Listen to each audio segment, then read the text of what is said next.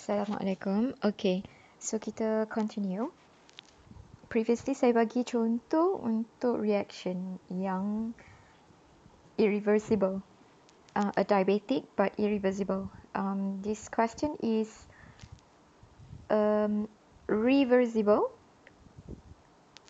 and it is a diabetic. So kita panggil dia a diabetic equilibrium example. Okay.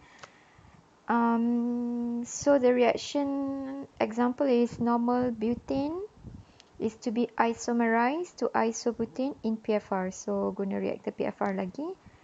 So ni butane to be isomerized into isobutane. Ni isobutane. Okay. And the reaction to be carried out diabetically in liquid phase under high pressure and using liquid catalyst. Dia beri specific reaction rate 3.1 per hour at T reference dia 360 Kelvin. Dia suruh cari PFR volume necessary to process 100,000 gallon per day of production. Dan dia beri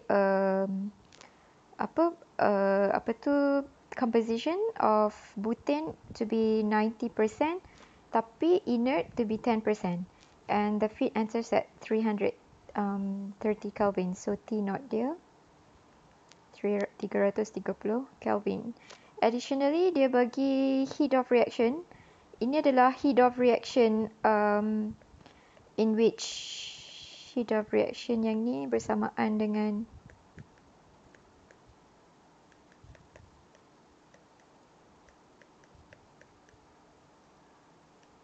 okay.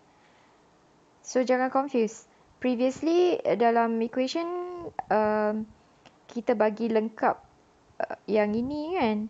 Tapi in which that specific heat of reaction plus delta Cp ni adalah bersamaan dengan heat of reaction yang ini. So dia dah bagi siap-siap nilai dia adalah yang ini. And dia bagi juga heat capacity for butane, heat capacity for product ibutane, inert. Dia bagi nilai K equilibrium and nilai concentration of feed and activation energy. So cara dia sama je. Yang first thing first is you need to find your rate law, you need to find your stoichiometric, you need to find your mole balance. When you have all of this, you boleh masukkan. Okay. So you punya volume mole balance for PFR yang ini, and you letak siap-siap yang ini you kena cari rate law untuk equilibrium. You have to cari balik subtopik yang cara nak cari rate law untuk equilibrium reaction So you akan dapat ini rate law-nya. So bila you masukkan stoichiometric semua dalam ini, right? So you akan dapat rate law you begitu. Okay, kemudian untuk nilai K dalam previous example diberi, sebab yang ini pula dia bagi siap-siap dalam dia tak bagi nilai. Sebab kalau previous example dia bagi nilai untuk exponential E over R ni, okay. Tapi yang untuk example ni dia tak bagi, dia bagi nilai activation energy, so you have to find your R. Kemudian equilibrium constant, okay, diberi dalam bentuk ini. So energy balance and energy balance dia dah beri. So dia kata diabetic, so Q and work is equals to 0. So kat sini you have to find on your own what is this value. And actually delta Cp dia beri.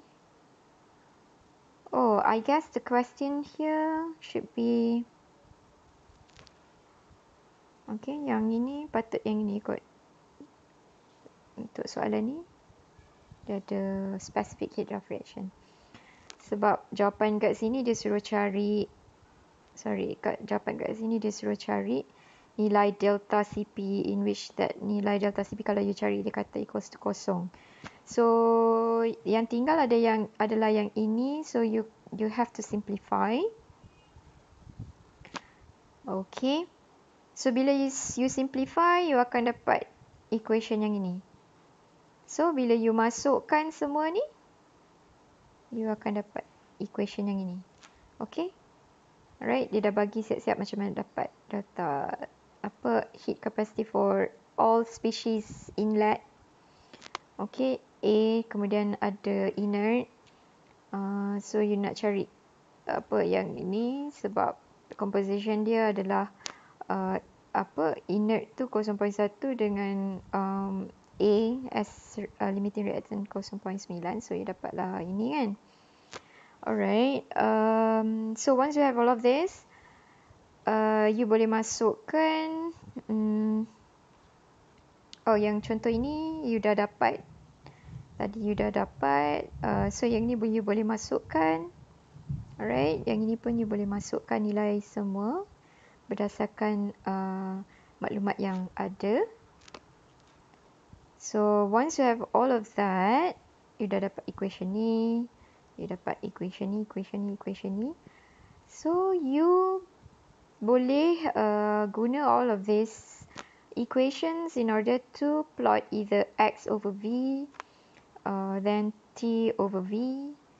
Okay, in which that at equilibrium equals to 0, yang mana XE ni adalah Kc over 1 plus Kc. So you boleh dapat nilai XE ni lah dekat sini. Okay, bila you plotkan yang ini guna equation ni. So you akan dapat jawapannya lah untuk volume. Untuk conversion yang diberi conversion yang diberi tadi. Okay. So next slide. Okay, kita masuk energy balance for the application of reactor. So in this case kita tengok untuk MFR. Katalah mixed reactor, ada coolant in and then ada coolant out, and for that coolant equation adalah specific mass transfer of coolant with specific coolant, specific heat capacity of coolant with temperature A1. Dia akan masuk dalam reactor, and this coolant akan melalui reaktor ni dan dia akan keluar balik. So with this mass transfer flow rate of coolant, heat capacity for this coolant, and then with different temperature of A2. So with this condition, equation dia adalah ini. Okay, yang ini adalah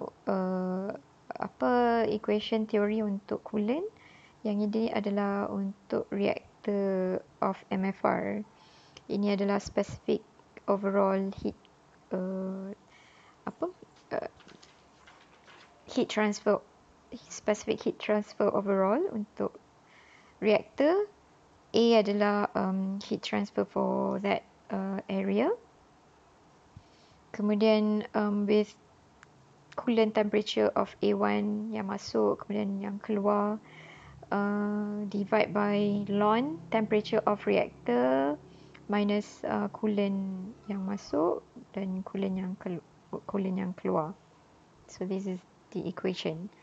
Tapi bila kita assume the MFR temperature, the temperature is uniform, you boleh guna this equation, in which that from this equation dia boleh jadi equation yang ini.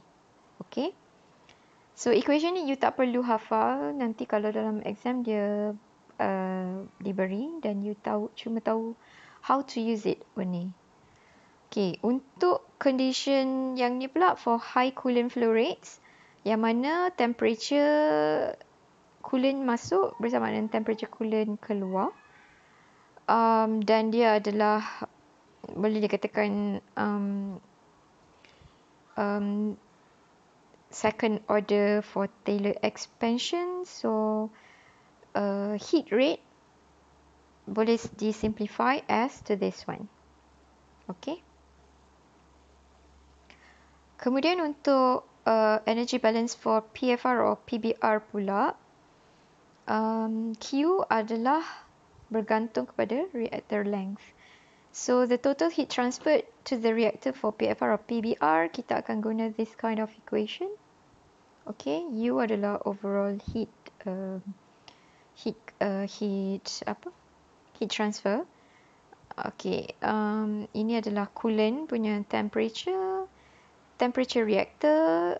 Dia varies along the way of the reactor length ataupun volume. Okay, in which that dia punya A ni adalah heat exchange towards area or the volume. So untuk heat transfer for specific location for PFR, dia akan simplified jadi ini.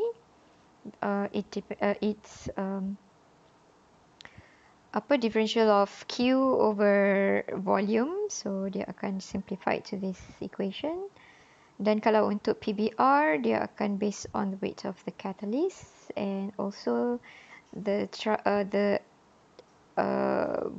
area of the catalyst, area of the reactor over specific density of the catalyst, and TA is the coolant minus temperature of the reactor. So with that, thank you. Until next video.